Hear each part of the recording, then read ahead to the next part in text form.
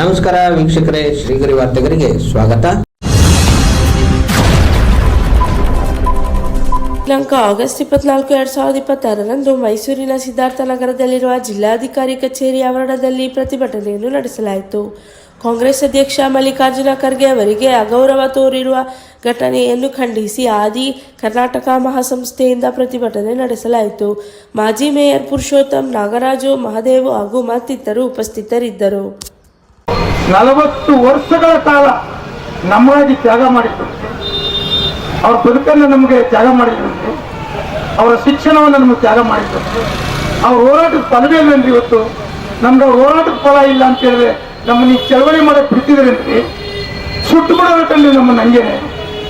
ಆದ್ರೆ ಬಾಬಾ ಸಾಹೇಬ್ ಬರೆದಿರ್ತಕ್ಕಂಥ ಒಂದು ಕಾನೂನು ಇವತ್ತು ನಾವು ಏನೇ ಮಾತಾಡಿದ್ರು ನಮ್ಗೆ ವಾಕ್ ಸ್ವಾತಂತ್ರ್ಯ ಇದೆಯಲ್ಲ, ಆ ವಾಕ್ ಸ್ವಾತಂತ್ರ್ಯ ಇವತ್ತು ನಮ್ಮನ್ನ ಇಲ್ಲಿ ಕೂತಿರ್ತಕ್ಕಂಥದ್ದು. ಬಾಬಾ ಸಾಹೇಬರು ಕೊಟ್ಟಿರ್ತಕ್ಕಂಥ ಕಾನೂನು ಇವತ್ತು ನಮ್ಮನ್ನ ಇಲ್ಲಿ ಕೂತಿರ್ತಕ್ಕಂಥದ್ದು. ಇದನ್ನ ಅರ್ಥ ಮಾಡ್ಕೊಳ್ಳಿ. ಇದು ಯಾವುದೇ ಸ್ವಾರ್ಥತನದ ವೇದಿಕೆ ಅಲ್ಲ, ದಯಮಾಡಿ ತಿಳ್ಕೊಳ್ಳಿ.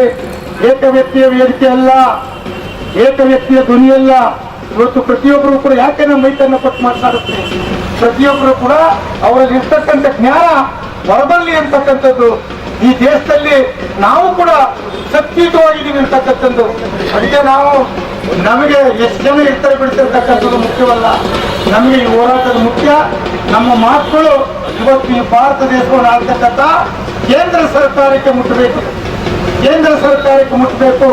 ಮತ್ತೆಲ್ಲೂ ಕೂಡ ಯಾವ ಒಂದು ಸಣ್ಣ ಕುಗ್ರಾಮದಲ್ಲೂ ಕೂಡ ಈ ತರ ಅಹಿತಕರ ಘಟನೆಗಳು ನಡಿಬಾರ್ದು ಅಂತಕ್ಕಂಥದ್ದು ನಮ್ಮ ಉದ್ದೇಶ. ಈ ಘಟನೆಗಳಿಂದಲೇ ಇವತ್ತು ನಾವು ವಿಚಲಿತರಾಗ್ಬಿಟ್ಟಿದ್ದೀವಿ. ನಮಗೆ ಈ ಹೋರಾಟ ಅನಿವಾರ್ಯ ಏನಲ್ಲ, ಆಕಸ್ಮಿಕವಾಗಿ ಏನಲ್ಲ. 2000 ವರ್ಷಗಳಿಂದಲೂ ಕೂಡ ನಿರಂತರವಾಗಿ ನಾವು ಹೋರಾಟ ಮಾಡ್ಕೊಂಡು ಬಂದಿರತಕ್ಕಂಥ ಜನ. 2 ವರ್ಷಗಳ ಕಾಲ ನಿರಂತರವಾಗಿ ಹೋರಾಟ ಮಾಡ್ಕೊಂಡು ಬಂದಿರತಕ್ಕಂಥದ್ದು. ಹಾಗಾಗಿ ಮಲ್ಲಿಕಾರ್ಜುನ ಖರ್ಗೆ ಆಗಿರ್ತಕ್ಕಂಥ ಅಪಮಾನ ಈ ದೇಶದ ಜನ ತಲೆ ತಗ್ಗಿಸ್ಬೇಕು. ಆಡಳಿತ ಮಾಡ್ತಕ್ಕಂಥ ಈ ರಾಜ್ಯದ 31 ರಾಜ್ಯದಲ್ಲಿ ಯಾವುದೇ ಪಕ್ಷದ ಆಡಳಿತ ನಡೆಸ್ತಾ ಇದ್ರೆ ನೀವೆಲ್ಲರೂ ಕೂಡ ತಲೆ ತಗ್ಗಿಸ್ಬೇಕು, ನೀವೆಲ್ಲರೂ ಕೂಡ ತಲೆ ತಗ್ಗಿಸ್ಬೇಕು. ಮಲ್ಲಿಕಾರ್ಜುನ್ಗೆ ಅಪಮಾನ ಅಂತ ನೀವು ಅನ್ಕೊಂಡಿರ್ಬೋದು, ಅವಮಾನ ಅಂತ ಅನ್ಕೊಂಡಿರ್ಬೋದು. ಅದನ್ನ ನಾವು ಹಿಮ್ಮೆಟ್ಟಕ್ಕೆ, ಅದನ್ನ ಚಾಲೆಂಜ್ ತಗೊಳ್ಳಕ್ಕೆ ನಾವೆಲ್ಲರೂ ಕೂಡ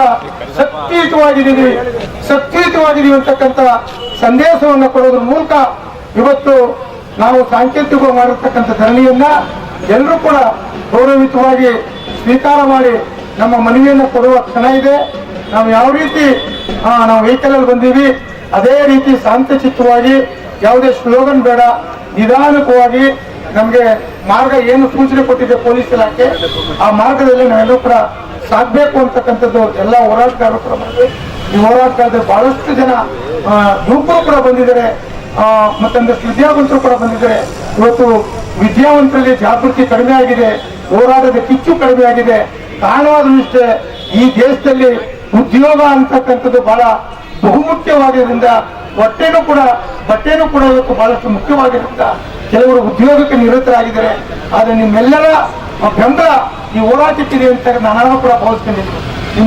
ನೀವೆಲ್ಲೇ ದುಡಿಮೆ ಹೋಗಿದ್ರು ಕೂಡ ನಿಮ್ಮ ಬದುಕಿಗಾಗಿ. ಯಾಕಂದ್ರೆ ಇವತ್ತಿನ ಪರಿಸ್ಥಿತಿ ಉದ್ಯೋಗಕ್ಕೋಸ್ಕರ ಬಹಳಷ್ಟು ಆಕಾಂಕ್ಷಿಗಳು ಇವತ್ತು ದೇಶದ ಉದ್ದಗಲಕ್ಕೂ ಕೂಡ ಇವತ್ತು ಬಹಳಷ್ಟು ನೋವಿನಿಂದ ಇವತ್ತು ಅವರಲ್ಲಿದೆ. ಅದು ನಮ್ಗೆ ಬೇಸರ ಇಲ್ಲ. ಆದರೆ ನಿಮ್ಮ ಬೆಂಬಲ ನಿಮ್ಮ ಮಾತಿನ ಮೂಲಕ ಮತ್ತು ಪತ್ರಿಕೆಗಳ ಮೂಲಕ ಒಂದಷ್ಟು ಬರೆದು ದಿನನಿತ್ಯ ಚಳವಳಿ ಆಗ್ಬೇಕು, ದಿನನಿತ್ಯ ಚಳವಳಿ, ಜಾಗೃತಿ ಚಳವಳಿ ಆಗ್ಬೇಕು. ಈ ಬರವಣಿಗೆ ಮೂಲಕ ಮಾಡ್ತಿರೋ, ಪತ್ರಿಕಾಗೋಷ್ಠಿಯ ಮೂಲಕ ಮಾಡ್ತಿರೋ, ಮತ್ತು ನಿಮ್ಮ ವೈಯಕ್ತಿಕವಾಗಿ ವಾಟ್ಸಪ್ ಫೇಸ್ಬುಕ್ ಅಲ್ಲಿ ಮಾಡಿದ್ರು ಕೂಡ ನಮ್ಮ ಪೊಲೀಸ್ ಇಲಾಖೆಯ ನಿರೀಕ್ಷಕರು ಇವ್ರನ್ನ ಕರ್ಕೊಂಡ್ ಬರ್ಬೇಕು ಅಂತೇಳಿ ಜಿಲ್ಲಾಧಿಕಾರಿಗಳು ಇಲ್ಲಿಗೆ ಬರ್ಬೇಕು ಅಂತ ಹೇಳಿದೀನಿ. ಯಾಕಂದ್ರೆ ಎಲ್ಲರೂ ಕೂಡ ಹೋಗೋದ್ ಬೇಡ, ಜಿಲ್ಲಾಧಿಕಾರಿಗಳಿಗಾಗಲೇ ನಾವು ಮನವಿ ಮಾಡಿದ್ವಿ. ಯಾಕಂದ್ರೆ ಎಲ್ಲರೂ ಕೂಡ ಗೌರವಯುತವಾಗಿರ್ತಕ್ಕಂಥದ್ದು. ಯಶೋಪುರಂ ಇರ್ಬೋದು, ಗಾಂಧಿನಗರ ಇರ್ಬೋದು, ಕೊಪ್ಪಳ ಇರ್ಬೋದು, ಮತ್ತೆ ಪರವಳ್ಳಿ ಇರ್ಬೋದು, ಮತ್ತೆ ಇರ್ತಕ್ಕಂಥ ಅಪ್ಪರಳ್ಳಿ ಇರ್ಬೋದು, ಉದಯಗಿರಿ ಇರ್ಬೋದು, ಬಹಳಷ್ಟು ಪ್ರಬುದ್ಧ ಮಾಡಿದ್ದೀವಿ ಮತ್ತು ನಮ್ಮ ಸಿದ್ಧಾರ್ಥ ಲೇಔಟ್ನ ಬಹಳಷ್ಟು ವಿದ್ಯಾವಂತ ಇರ್ತಕ್ಕಂಥ ಜಾಗ. ಯಾಕೆಂದ್ರೆ ಅವರ ನಿವೃತ್ತಿ ವಯಸ್ಸಿನಲ್ಲೂ ಕೂಡ ಇವತ್ತು 16 ಜನ ಈ ಕಾರ್ಯಕ್ರಮ ಬಂದು ನನಗೊಂದು ಶಕ್ತಿಯನ್ನು ತುಂಬಿದ್ದಾರೆ ಅಂತ ಹೇಳಿದ್ರೆ ನಿಮ್ಮ ಚೈತನ್ಯದ ಚಿರುಮೆ ಯಾವತ್ತೂ ಕೂಡ ನಮಗೆ ಅದು ಆದರ್ಶವಾಗಿರ್ತದೆ. ಮತ್ತು ಬಹಳಷ್ಟು ನಿಮ್ಮ ಸಂಘಟನೆ ಬಹಳಷ್ಟು ವಿಡಜ್ಞೆ ಆಗಬಾರ್ದು. ನಾವೆಲ್ಲೂ ಕೂಡ ಸಂಘಟನಾತ್ಮಕವಾಗಿ ಮುಂದಿನ ದಿನ ಹೋರಾಟ ಮಾಡೋಣ. ಇದು ಕೇವಲ ಸಾಂಕೇತಿಕವಾಗಿ ಅಂತ ಹೇಳ್ತಿದ್ದೀನಿ. ದಯವಿಟ್ಟು ಇವತ್ತು ನಡೆಯತಕ್ಕಂಥದ್ದನ್ನ ಫೇಸ್ಬುಕ್ ಮಾಡಬೇಕಿದು, ಯಾವುದೋ ಬೇರೆ ಬೇರೆ ಅದಲ್ಲ. ಬಂಧಿಸಿ ಬಂಧಿಸಿ ಬಂಧಿಸಿ ಬಂಧಿಸಿ ಮನುವಾದಿಗಳನ್ನು ಬಂಧಿಸಿ ಬಂಧಿಸಿ ಬಂಧಿಸಿ ಮನುವಾದಿಗಳನ್ನು ಬಂಧಿಸಿ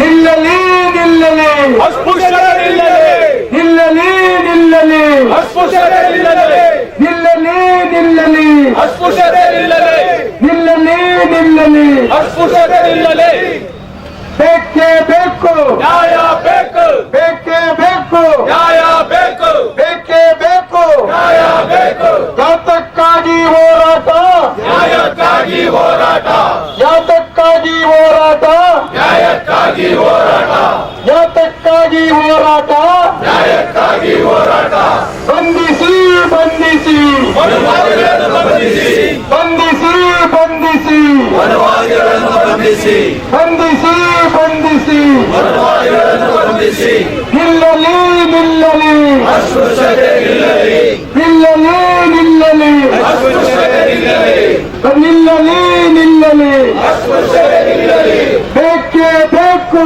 ನ್ಯಾಯ ಬೇಕು ಬೇಕೇ ಬೇಕು ನ್ಯಾಯ ಬೇಕು ಬೇಕೇ ಬೇಕು ನ್ಯಾಯ ಬೇಕು ದಲಿತ ಸಂಘಟನೆಗಳ ಹೋರಾಟಕ್ಕೆ ದೇವಾಗಲಿ ದಲಿತ ಸಂಘಟನೆಗಳ ಹೋರಾಟಕ್ಕೆ ದೇವಾಗಲಿ ಆದಿ ಕರ್ನಾಟಕ ಮಹಾಸಂಸ್ಥೆ ಹೋರಾಟಕ್ಕೆ ದೇವಾಗಲಿ ಆದಿ ಕರ್ನಾಟಕ ಮಹಾಸಂಸ್ಥೆಗಳ ಹೋರಾಟಕ್ಕೆ ದೇವಾಗಲಿ ವಿವಿಧ ಸಂಘಟನೆಗಳ ಹೋರಾಟಕ್ಕೆ ದೇವಾಗಲಿ ವಿವಿಧ ಸಂಘಟನೆಗಳ ಹೋರಾಟಕ್ಕೆ ದೇವಾಗಲಿ ವಿವಿಧ ಸಂಘಟನೆಗಳ ಹೋರಾಟಕ್ಕೆ ದೇವಾಗಲಿ ಬೇಕೇ ಬೇಕು ನ್ಯಾಯ ಬೇಕು ಯಾತಕ್ಕಾಗಿ ಹೋರಾಟ ನ್ಯಾಯಕ್ಕಾಗಿ ಹೋರಾಟ ಯಾತಕ್ಕಾಗಿ ಹೋರಾಟ ನ್ಯಾಯಕ್ಕಾಗಿ ಹೋರಾಟ ಯಾತಕ್ಕಾಗಿ ಹೋರಾಟ ನ್ಯಾಯಕ್ಕಾಗಿ ಹೋರಾಟ ಜಿಲ್ಲಾಧಿಕಾರಿಗಳು ನಮ್ಮ ಹೋರಾಟದ ಜಾಗಕ್ಕೆ ಬಂದು ನಮ್ಮ ಮನವಿಯನ್ನು ಸ್ವೀಕಾರ ಮಾಡ್ತಿದ್ದಾರೆ. ಅವರಿಗೆ ಈ ವೇದಿಕೆ ಪರವಾಗಿ ನಾನು ತುಂಬು ಹೃದಯದ ನಿಮ್ಮೆಲ್ಲರ ಪರವಾಗಿ ಅವರಿಗೆ ಗೌರವ ಮತ್ತು ಸ್ವಾಗತವನ್ನು ನಾನು ಬಯಸ್ತಾ ಇದ್ದೀನಿ. ಇದಕ್ಕೂ ಕೂಡ ಇವತ್ತು ನನಗೆ ಸಾರ್ಥಕತೆ.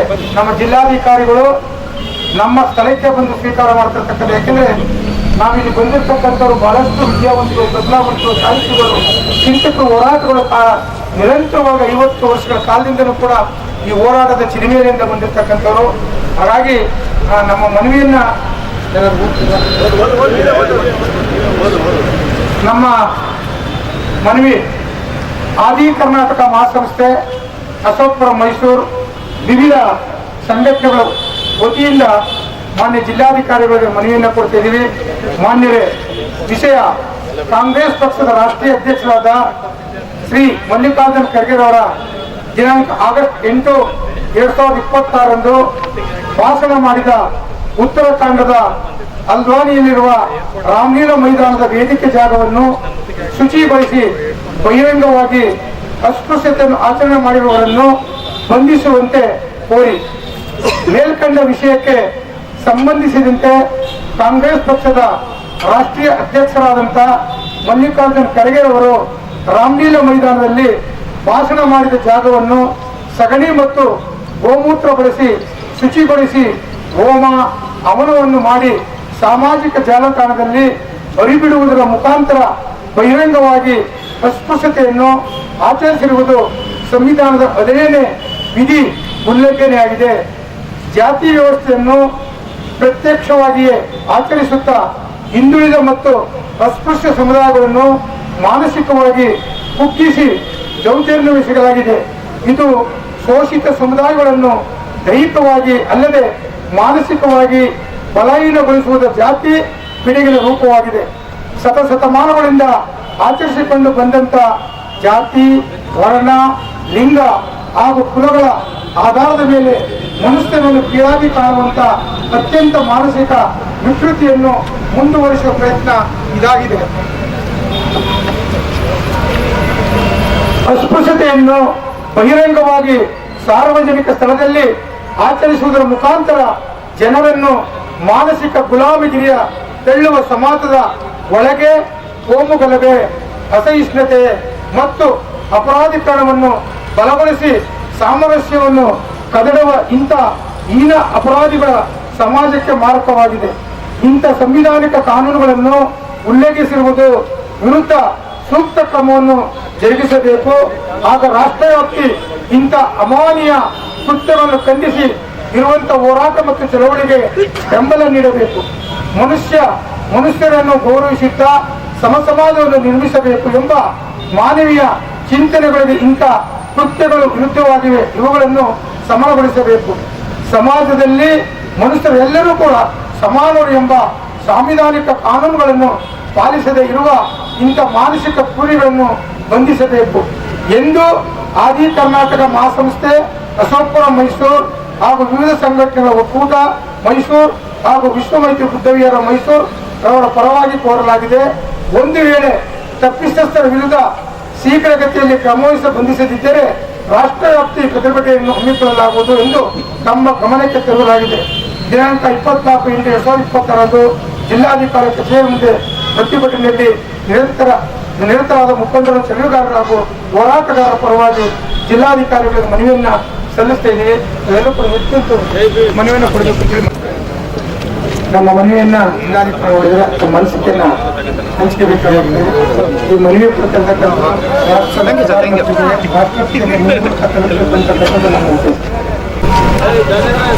ನಮಸ್ಕಾರ. ಏನಿಂದು ಒಂದು ಘಟನೆ ಬಗ್ಗೆ ಉತ್ತರಾಖಂಡಲ್ಲಾಗಿರೋ ಘಟನೆ ಬಗ್ಗೆ ತಾವು ಒಂದು ಮನವಿ ಸಲ್ಲಿಸಿದ್ದೇವೆ.